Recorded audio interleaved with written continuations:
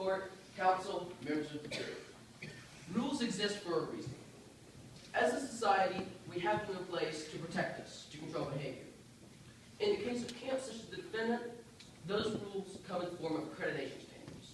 Standards created to keep our children safe. And what did the defendant do? They threw the rule book out the window. Now, in a moment, you're going to be asked to rule on several issues. First, did Forensic Tech's willful and wanton disregard for the safety of their campers significantly contribute to Justin's injury? We would ask that you return the ruling everybody in this courtroom knows to be true, including the defense. Yes. Second, did Justin significantly contribute to his own injuries? Again, we ask that you return the ruling everybody knows to be true. No. On the first issue, what does the evidence show? You've heard from Sidney Burke, who told you of how he allowed Justin to attend Forensic Tech only because they falsely claimed to strictly adhere to NCAA standards, standards created to protect campers. You've also heard from Dr. Woodward.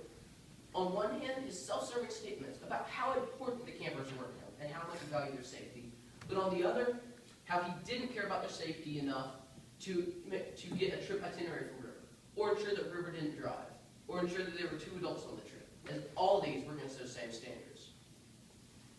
To show that Justin was injured because of the defendant's breach of duty, you've heard from Dakota Piper and River Forrest. They have illustrated the events leading up to and including the hike. They've told you how the campers regularly ignored River, but when they did this, rather than throwing the trip out the window, he threw the rule book out the window, in his own words. They told you of how River failed to make reasonable decisions, like digging into the bottom of the hill for shelter, and how he has come here today and told you how he was literally asleep on the job rather than watching over his campers. Had he been awake, he could have stopped Justin to make sure someone was going with him and prevented him from being injured. They've also told you of how River failed to give proper instruction to Dakota, likely resulting in further injury to Justin. You've also heard from Dr. Nikki Chantal. Dr. Chantal has told you of how, while there was a need to move Justin, there was more than enough time to take proper precaution, something that River did not do. Defense position rests entirely on an unproven, speculative assertion that Justin did not disclose his diabetes.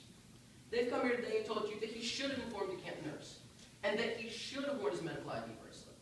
Well, members of the jury, Sidney Burke and Dr. Roper agree on one thing, that Justin promised to tell the camp nurse, and that he promised to wear his medical ID necklace.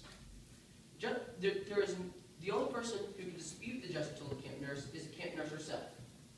And where is she, Dr. Woodward? As for the medical ID necklace, Justin was a trustworthy boy, and the last thing he told anybody was that he would wear it. All we know is that he was not still wearing it once he had fallen down a cliff. At a minimum, the defense has not met the burden of proof on this issue, so you must answer it no. You've heard 2 sides of the case today, but only one relies on reason. The case of Justin, who was injured because of Forensic Tech's negligence. Dr. Woodward, here's the rule book. You appear to have forgotten it.